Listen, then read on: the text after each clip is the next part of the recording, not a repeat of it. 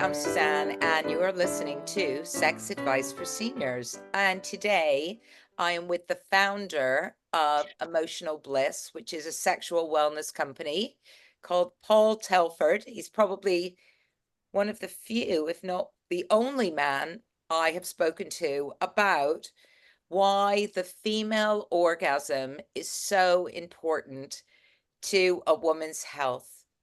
Paul, welcome to the show. Thank you so much. I really appreciate the invitation. And yeah, I mean, I know that you started this company mainly because of the discovery that women, when women experience orgasms, all sorts of things happen.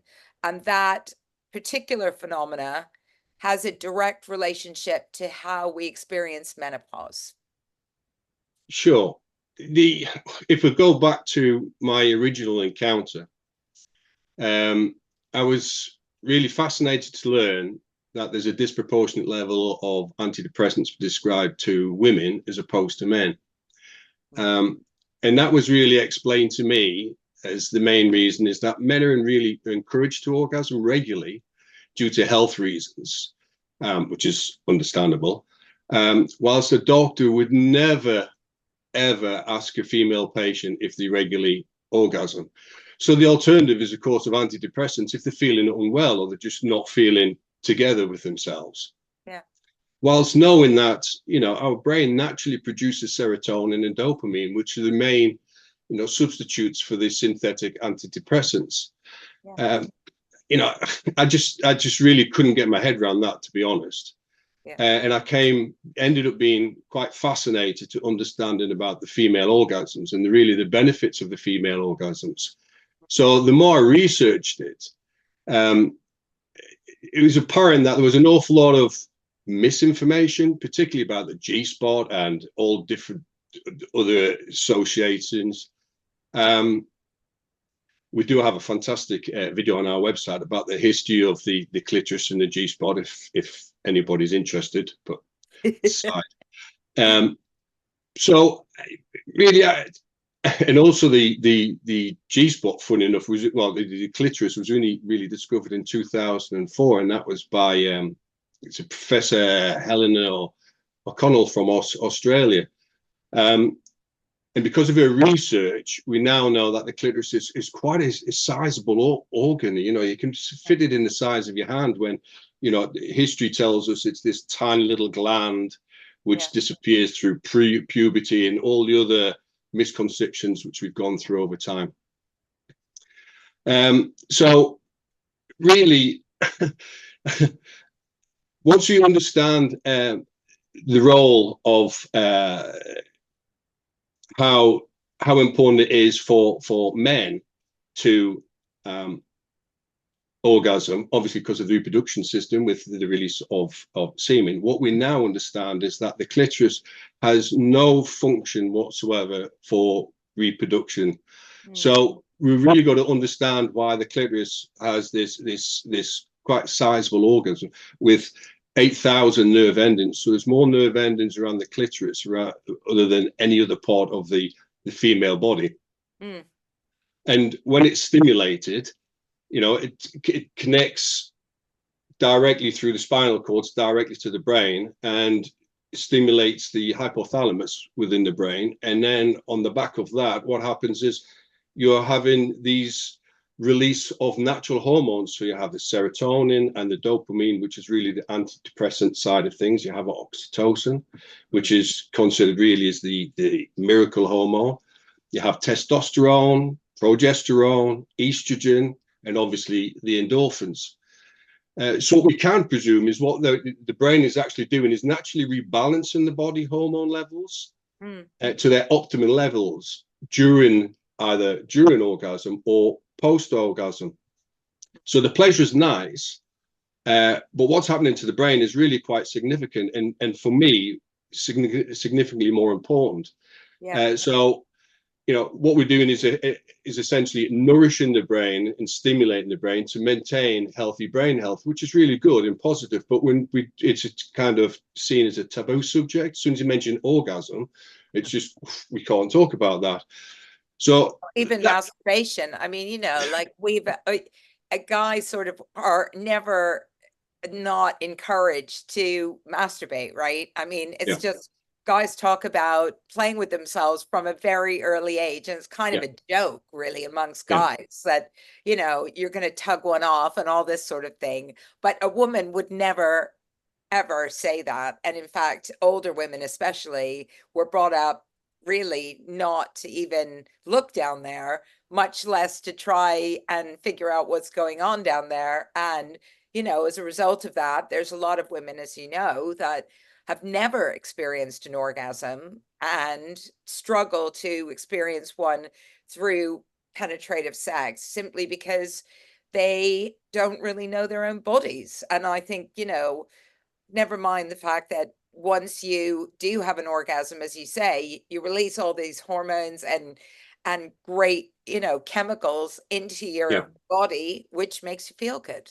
Aside from, yeah, aside from the just general pleasure, as you say, it contributes to your overall brain health and other aspects of your health. But, yeah. you know, for a lot of cultures, there's so much shame around all of this. So it's just not something that people regularly discuss. And so I'm not surprised that you went, God, I didn't even know all this, because most women don't know it either.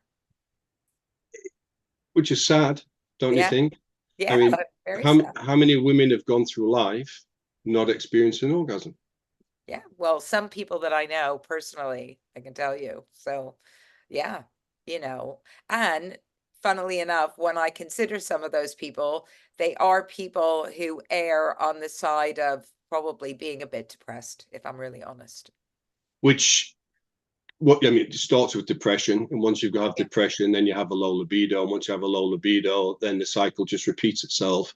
You Yeah. go to the doctor, and the first thing the doctor do is gives you pharmaceuticals, which Yeah. is the way the process works. And what they should do, if they're doing everything properly, is they should be taking blood samplings to monitor, and is there any hormone deficiency, as Yeah. opposed to just prescribing medication. Really with a bit of a look at and see type of approach. Yeah, But but when we come to the thought about older people especially, I suspect, one of the things is the medical profession, as we know, hasn't been terribly um up to date when it comes to understanding sexuality in later life, right? They yeah, just kind of assume that if you're not procreating, why should it? A lot of people tell me if you're not, they've been to the doctor and said, if you're not procreating, why do you care about any of this, yeah, right? And the second thing is that, just aside from orgasms, of course, there's all sorts of other things that you can do to promote good sexual health. And a lot of women just aren't being told about those things just because again, it's just not something that the medical profession has been educated on, I think. And it's really luck whether you get to meet somebody in your GP office who yeah, says, are you still having sex? I mean, honestly, I I've never been asked that question, yeah. ever. Never mind if I'm still having orgasms. I don't think I've ever been asked that question my entire life. Well, I think one of the issues is the association between sex and orgasm. We as far as we're concerned, as we age, things don't work as well as they should, and things change. Your bodies change, Yeah. and we promote very much intimacy, touch, and feel in masturbation. And the process is longer and certainly more enjoyable.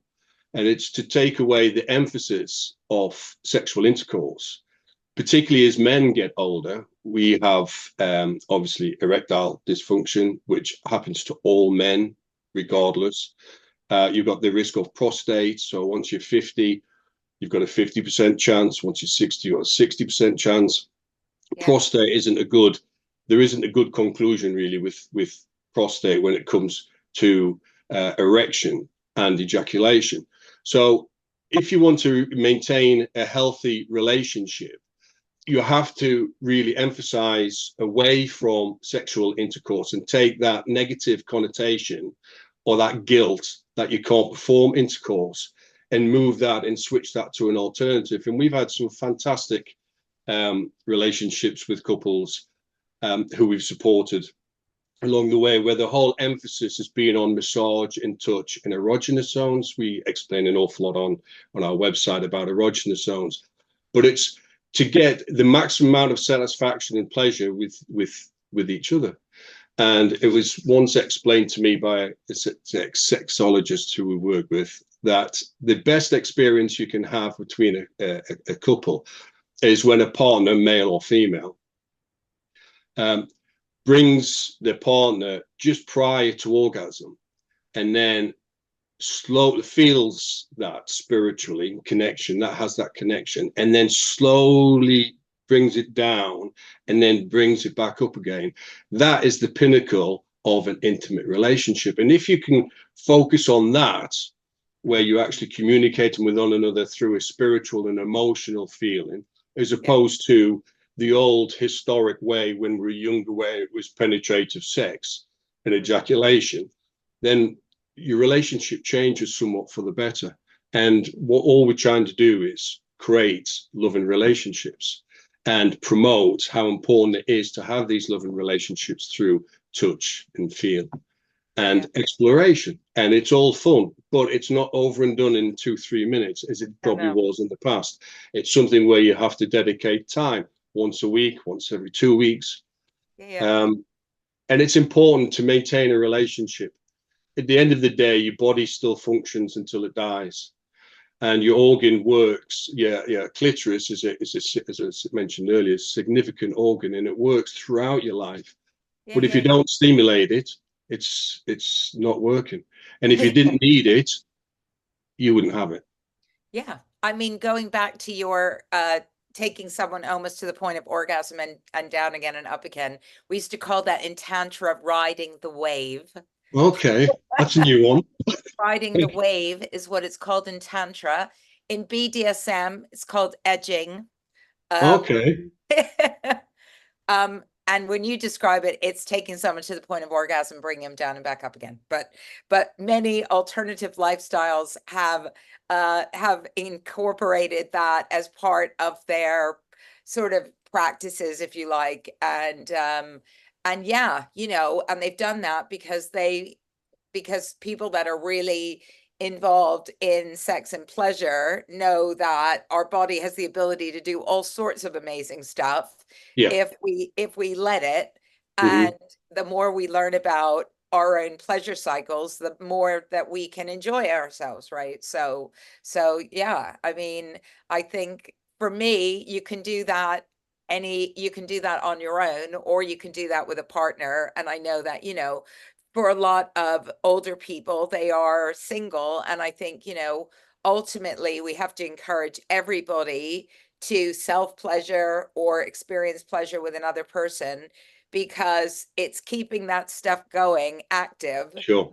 Whether it's with someone or without someone, that keeps you healthy. And as you said, if you don't use it, you lose it, right? That's the truth. And what we see a lot of is people writing to me about vaginal atrophy, which before I did this podcast, to be honest, I knew virtually nothing about. And I suddenly realized it's a hugely, it's a significant problem amongst older women, mainly through just, not using it and not promoting their own sexual health, right? There was a story today in Metro about a woman who was talking about the fact she hasn't been kind enough to her vagina.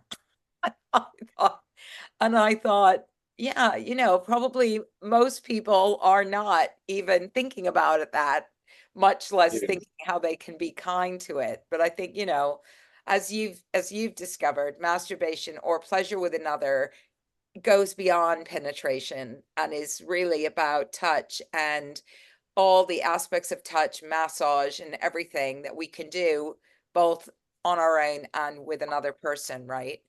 Totally. And your products are very much geared, I've received them, I'm testing them, very much geared with the older consumer in mind, aren't they? And geared to simplifying some of the complexities of sex toys that we Yeah. know have happened. And so tell me a little bit about the evolution of emotional bliss and how you came to design these two very specific products. Well, my idea really was to connect with psychosexual therapists who could really guide us in the right direction. And we were I was very fortunate to be introduced to one of the UK's leading psychosexuals, a lady called Julia, who strongly believed in the need to promote, healthy benefits of orgasm and also to encourage relationships. She'd been working with Relate as a Relate counselor for over 30 years. Oh, and she was really quite experienced, within the psychosexual field. So Julie became a very good friend, but also really my mentor. So she would really set the bar, and we would then go away and try and achieve what she wanted to achieve, which on the face of it seemed relatively simple, but it turned out to be a bit of a challenge. And and really, there was so much challenges which we needed to overcome. First of all, we needed to understand that everything is for the nerve endings external, not internal. You have something called an orgasmic platform, which is the first 25 mil to the entrance of the vagina and the back of the pelvic floor around the urethra. But ultimately, that's the backside of the clitoris. It's just beautiful, huge organ. So we needed to, first of all, stimulate that. Common thought was more vibration, quicker the orgasm, the more powerful the orgasm. It's the complete opposite of that. You need low vibration, particularly as we age. The challenge became when we're working with menopause, MS, and diabetes, because particularly with diabetes, type 1 diabetes, nerve ending deterioration, particularly women over 40, is quite prolific. So what we need to do is be very gentle. So it was really understanding to get the right shape and the texture. We got antibacterial. We're the first people to use an antibacterial, medical grade material, so big on the standard side of things. Yeah. We've got the correct levels of vibration. But the problem was really understanding how the female orgasm works. Yeah. And a lot of the research on as far as psychosexual therapy is concerned is done from Masters and Johnson from the 1960s. Wow. From the US. Yeah. And he really identified there's 4 different phases. And the first phase is external stimulation. That's when the blood goes in and moisture and so forth. Second phase is external stimulation. But the third phase is called the plateau phase, and there's no external stimulation. Everything's happening internally. Yeah. And that's where and the majority of women who think they've had an orgasm, that's where they stop and they start doubting themselves. And once you doubt yourself, thinking, haven't had an orgasm, or it was nice, but I don't know what everybody talks about, that's because they haven't actually had an orgasm. They haven't got past the third phase. Yeah. So what we were told or advised to do is, if we could actually bring an additional sensation to come in roughly around about 10 minutes or so. So you've gone through the first and the second phase, because every female body is the same. And then you hit the plateau. We then bring the heat in, and the heat gives the extra sensation, which then keeps you're in your emotional bubble, because women need their emotional bubble while they're experiencing pleasure, where men are more visual. Okay, so then you got to the third phase where there's no external stimulation. So the whole point was to bring in the heat. So if we're bringing the heat, we could keep you within your bubble, because all women are emotional. So when they're experiencing pleasure, they want to close their eyes and go within themselves and experience whatever they want to experience. Yeah. So the heat keeps you in there. And that's why we have such a huge success rate. But that was nothing down to my support. That was purely down to sitting down with sex therapists, asking for their advice, sending them out for testings. I mean, there was over 300 sex therapists involved in the testing. We worked with, as I said, MS, thyroid, menopause, and we didn't get it right the first time round. That's why we had to go back and introduce the heat to get it going. the other issue really was then really understanding the types of vibration. And what we didn't want to do is put high levels of vibration in there, because that's the perception. So we then had to fine tune and put different types of vibration in there to get everything going, because of the nerve ending deterioration. And I would like to say this is also applicable to men as well. And what we found across this journey is every man has an issue with erection. So what you don't do is go out and buy a pill and pretend you haven't got a problem, because your erection is your barometer for your heart. So what you do is you go to the GP and you get checked out. And if you need a tablet, a little blue tablet, well, buy a blue little tablet. But once you've got checked out from your GP, that everything is fine. It's just a nice little comment.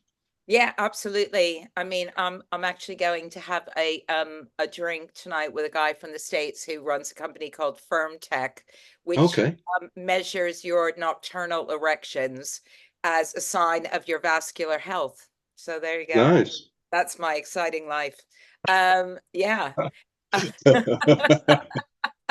But yeah, I mean, Paul, I think also, you know, what you mentioned is the fact that, and we've spoken about it before on the show, is that as we get older, of course, the small nerves start to deteriorate. Yeah. And we need to focus more on the larger nerves, which need more of those deep, low vibrations to cover a greater area than we would get with that very strong vibrations that would just be hitting those little nerves, right? So there is also a reason for you know, what happens in later life around our how we experience pleasure and why things are different for us. And sex toy companies just generally don't really consider age mostly, or illnesses or chronic illnesses.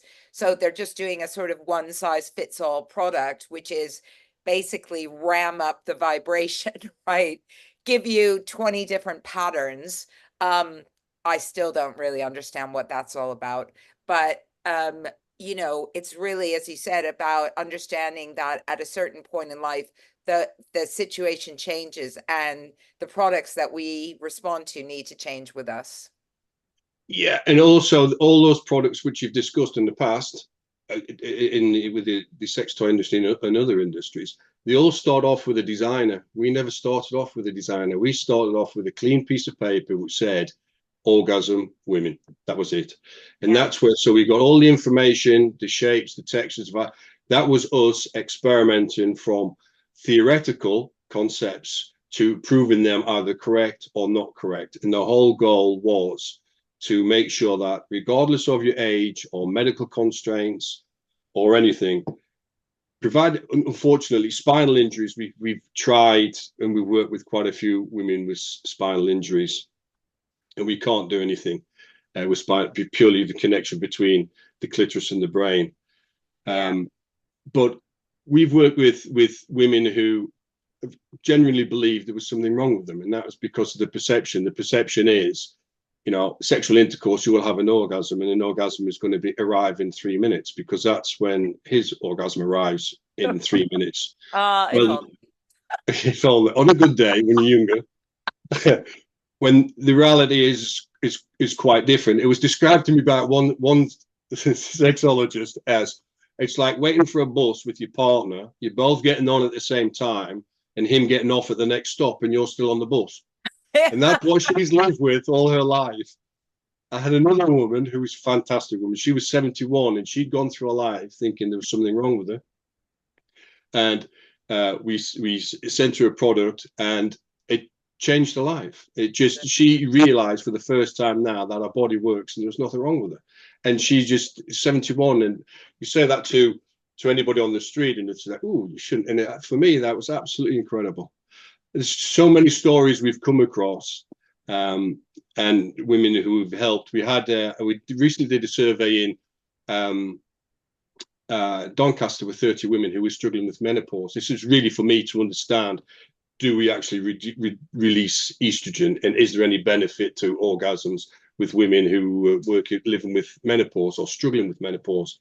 Yeah. And we had one woman who described herself as being close to being a recluse. She had lost her job. Her a company who she worked for wasn't very sympathetic towards the stresses she was going through with anxiety and stress, hot and cold flushes. She was in a really, really difficult place. And so we went on a 12-week orgasm whereby you orgasmed once or twice a week. But what we were looking for is looking at the characteristics of how you felt after the orgasm. And within 2-3 weeks, she joined a gym. Her life had changed. She described herself as previously living in a grey cloud to now dancing in sunshine. She had an issue with the family with Alzheimer's, which we all have. Well, I've just lost my father with Alzheimer's. So there's always that stress. And then once you start getting anxiety and you start with the brain fog, all you're doing is you're increasing the stress and the anxiety, and you're making the symptoms worse. She basically cleared all of that. She reduced everything, and that's all because she naturally rebalanced the hormones in her head. We knew that she'd feel better purely because of the serotonin and dopamine. What we were astonished by was her comments about improved nail growth and improved skin texture. And that can only be estrogen, as well as other things. There's obviously testosterone and progesterone and oxytocin and the whole thing. But all she'd done is really given power to our brain through pleasure. And it changed her life. And she couldn't believe it. That's why I must look like I do. Yeah, and it's surprising. It's surprising how many people ask what I do, and I say, well, I try to encourage women to orgasm, and they look at me as though I've just landed from planet Zonk. And I say it's important that you should orgasm for your health and to stimulate your brain. It's important that you nourish the brain. And it's surprising how many women then turn around and say, particularly if you're going through the menopause, for example. Yeah. And it's surprising how many women turn around and says, oh, that's why I didn't have any problem with menopause. And it's just like, for you, absolutely fantastic. And that's basically what the whole project is about, to make people feel good about themselves, feel happy, and to nourish the brain and feel confident in themselves, but also really to establish relationships. There's one tip I'd like to share, because I know we're running short on time. Closing tip is the best advice I've ever been given by, I think this was from Julia, is that you should never stop kissing passionately. But the problem is, once you start kissing passionately, male to a female partner, the female partner thinks, oh, I've got to do the washing, I've got to do this, or what's he doing now? He wants that. So there's always that bit of negativity. But in the beginning of the relationship, passionate kissing was really quite prevalent within the relationship. And it's to maintain that. So what she recommended, which is probably the best advice I've received, is you have a safe space. And the safe space is, for example, a kitchen. So you can kiss each other passionately in the kitchen, which both means all you're after is just a passionate kiss, and it's to show that affection. And that is probably the best advice I could give you, as well as always hold hands. I think that's brilliant advice. I thought you were going to say passionate kissing in the kitchen means you have to shag over the kitchen table, but that's just the way safe zone. That's just the way my brain works. Thank you very much. Thank you very much for coming on the show. It's really been great.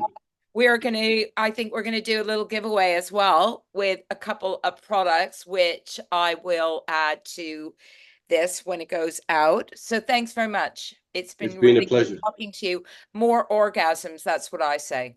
For sure. More the better.